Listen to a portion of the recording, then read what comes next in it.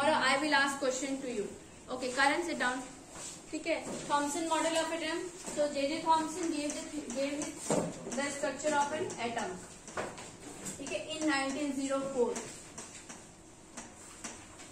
ठीक है, he gave the structure of an atom and he said that atom is a positively charged sphere in which electrons are embedded in it. ठीक है, atoms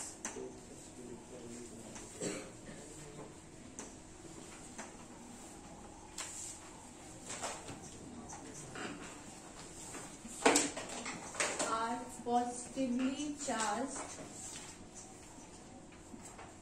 sphere in which electrons, तो in short में E negative लिखते हैं. ठीक है, in which electrons are embedded in it, but don't try like this. आप लोग नहीं लिखना. In short, I am just explaining this model. ठीक है. So he said that atoms are positively charged sphere in which electrons are embedded in it, and he compared this model with watermelon. And he also this model is also known as plum pudding model. ठीक है. He said that atom is a positively charged sphere in which electrons are embedded in it. ठीक है. Just like watermelon. In watermelon you will see red part. ठीक है, आप देखते हो red part, और जैसे ये वाटरमेलन है. ठीक है, तो ये आपका रेड पल्प पार्ट होता है.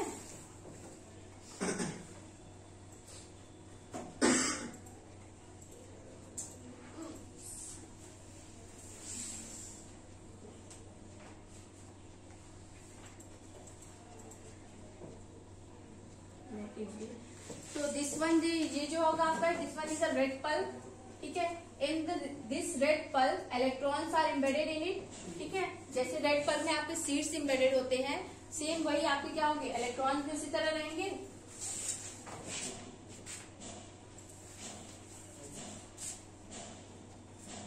ठीक है, ये आपकी suppose it's a seeds and this one is a red pulp of watermelon. ठीक है, so he compared his model with watermelon. He compared seed with electron. ठीक है, और ये रेड पल्प है, ये आपका क्या है, it's a positive charge sphere. ठीक है, so he compared his model with watermelon and this model is also known as plum pudding model. Plum pudding means plum एक टाइप का फ्रूट्स है and pudding is a dessert. ठीक है, so plum जो हो गया, he compared plum with electrons, और जो पुडिंग की जो आपकी व्हाइट जो खीर जैसे समझ लो, या रेजिन्स डाल के जो खीर बनाई जाती है. ठीक है, रेजिन्स आपके इलेक्ट्रॉन हो गए, और जो आपकी खीर हो गई व्हाइट, मतलब जो व्हाइट पार्ट हो गया वो आपका एटम हो गया, स्फीयर हो गया, पॉजिटिवली चार्ज स्फीयर. ठीक है, next Bohr's model. Rutherford. Let me explain Bohr because Simajit wants to know what is given in Bohr's model. ठीक है, so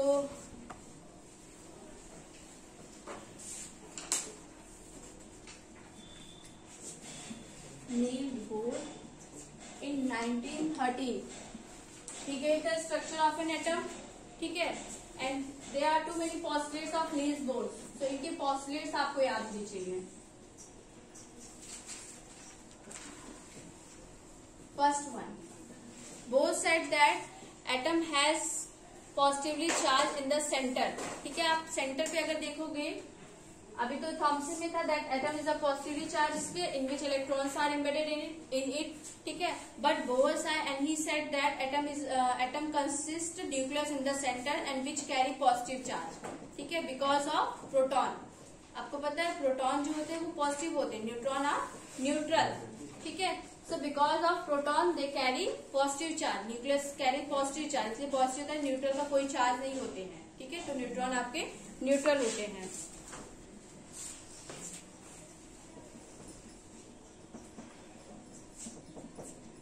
And atom consists of a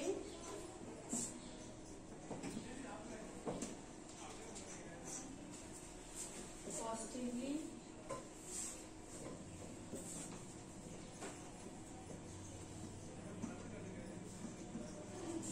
charged nucleus in the center. ठीक है, you can also draw figures अगर Thomson model या Bohr's model या Rutherford model, if it is given in your exam, so you have to draw the figure also. ठीक है, जितने भी Thompson में आपने पढ़े थे, जैसे थॉमसन तो बहुत इजी है, नॉर्मल आपको एक सर्कल बनाना, उसमें इलेक्ट्रॉन बनाते हैं। ठीक है, in Rutherford you have to draw the structure, जो न्यूक्लियस है उससे एरेज जाती है, you have to draw that structure which is given in your NCERT book. ठीक है, गोल्ड फॉइल वाला एक्सपेरिमेंट पूरा नहीं बनाना है, जो सिंपल सा आपकी बुक में दिया है एनसीईआरटी में, लाइन से और एटम्स के स्ट्रक्चर बीच में सर्कल दिया है। ठीक है, and in Bohr's model you have to draw the structure of an atom, उसके इलेक्ट्रॉन शेल्स बताने हैं, एनर्जी लेवल्स। ठीक है,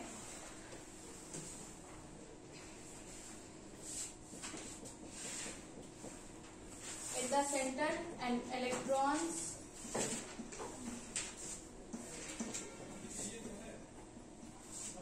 revolve around the nucleus.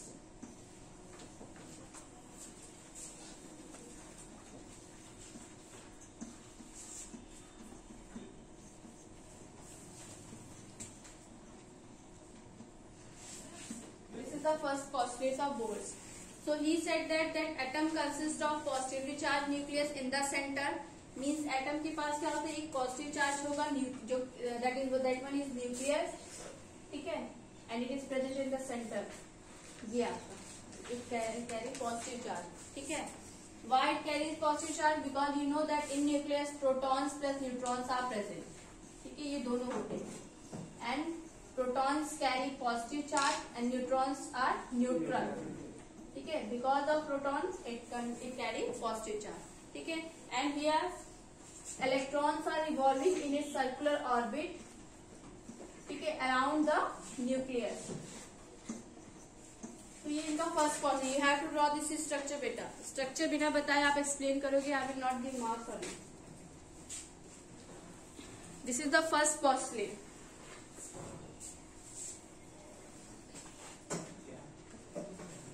Now the electrons are revolving in a circular path. They are following circular path. So that path is called orbit, or it is also called shells. ठीक है,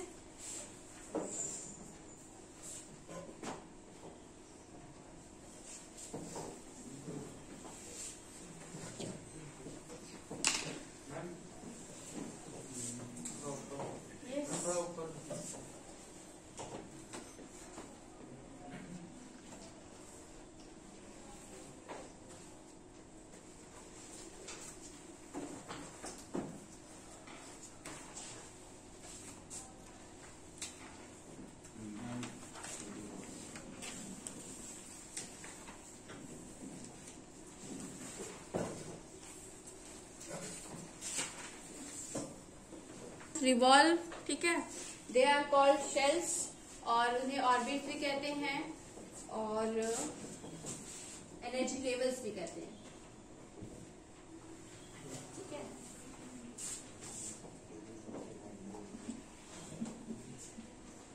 the orbits in which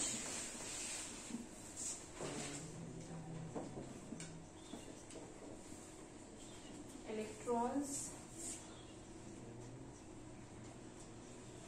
revolve। एक term है discrete orbit. ठीक है, discrete means they are having same radii and same energy. Discrete means same energy same radii, मतलब जितनी भी चीज होगी वो सब सेम होगी। ठीक है, तो they are also called discrete orbits. How can they are same radii? Same radii होगा बेटा, because nucleus has the power to attract the electrons towards itself। ठीक है, सेम रेडियस मतलब क्या होगा बेटा कि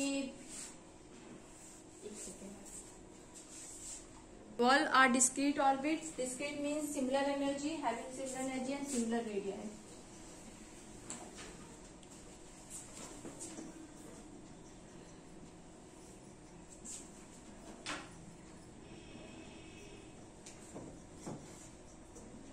And these orbits are also called shells।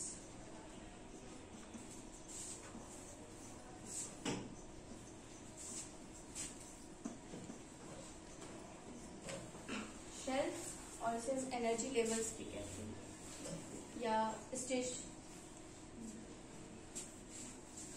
Energy levels तब आएगा जब आपकी एनर्जी लिखी जाएगी, ठीक है। सो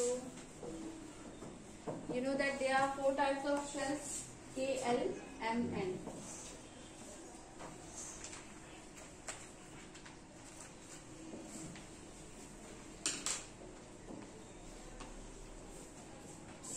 N के बाद नहीं आते हैं बट लिखते नहीं, ठीक है। It will be there but so this one is K shell, M shell, L, M and then N.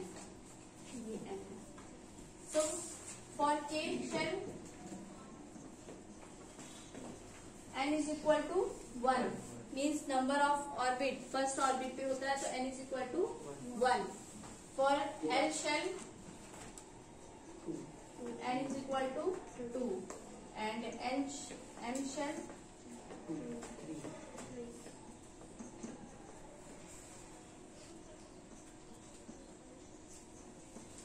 N is equal to 4 means ये first orbit, then second, then third, then fourth orbit, ठीक है। 2n square. We can also count number of electrons by using this formula. Number of electrons in particular orbit.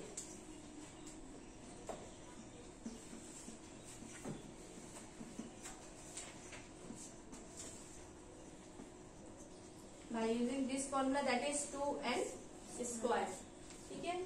We can find out how many electrons are present in K shell, L shell and M shell. Suppose if I said that you have to find number of electron in K shell, so K shell में निकालना होगा, then you know the value of N in K shell is 1. So put the value of N in this formula and we get the number of electron in K shell. It means that if we draw the structure of an atom, so we can fill only 2 electrons in K shell. Means अगर आप structure बनाते हो, if you draw this structure, so we can fill only 2 electrons in this shell, ठीक है, K shell में. If we have to find out number of electron in L shell, so you know N is equal to 2. Yes. Ma'am M shell में भी तो ma'am 8 होता है, but ma'am ऐसे तो 18 है. बेटा ये 8 होता है, वो तो configuration. So if N is equal to 2, then 2 इसका square, then total number of electron is 8. फिर ऐसे M में आएंगे तो number of electrons 18 और N shell में number of electrons 32, ठीक है. So it's a maximum number of electrons which is present in K, L, M, N shell, ठीक है. सिर्फ number of electron maximum बता रहा है. इलेक्ट्रॉनिक कॉन्फ़िगरेशन का रूल that is different, ठीक है. And next point, energy levels, ठीक है. First thing he had explained what is nucleus, ठीक है. Nucleus is present in the center and it carries positive charge and electrons are revolving around the nucleus in circular orbit. And then he explained that what is the orbit, ठीक है. The electrons revolving in a circular orbit which are having same radii and same energy. So these are called shells and there are 4 types of shells, K, L, M, N, ठीक है. Next one is energy levels.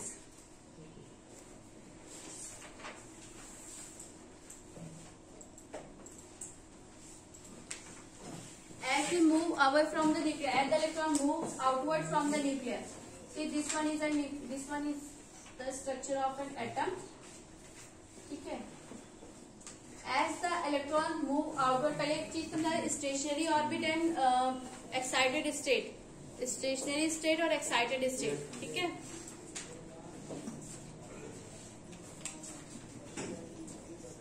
Stationery state, अब देखो platform चल के नहीं जाता, train आती है उस पे, ठीक है. प्लेटफॉर्म अपने हिसाब से अपनी पोजीशन नहीं चेंज करता, ट्रेन पोजीशन चेंज करती. मतलब प्लेटफॉर्म क्या है, स्टेशन क्या है आपका, वो स्टेबल है, ठीक है. मतलब वो अपनी प्लेस चेंज नहीं करेगा. Similarly if electrons are present in particular orbit, they do not change its position when they get energy from any source, ठीक है. ठीक है, वो अपनी पोजीशन पे रहें, चेंज ना करें अपनी position, so they are called stationary state, ठीक है. मीन्स बताया गया that in K shell we can fill only 2 electron, not more than 2, ठीक है. सो इट मीन्स दैट ये क्या है, आपकी स्टेशनरी स्टेट है, उतने पे स्टेबल है, ठीक है. if the electrons get energy from any source, for example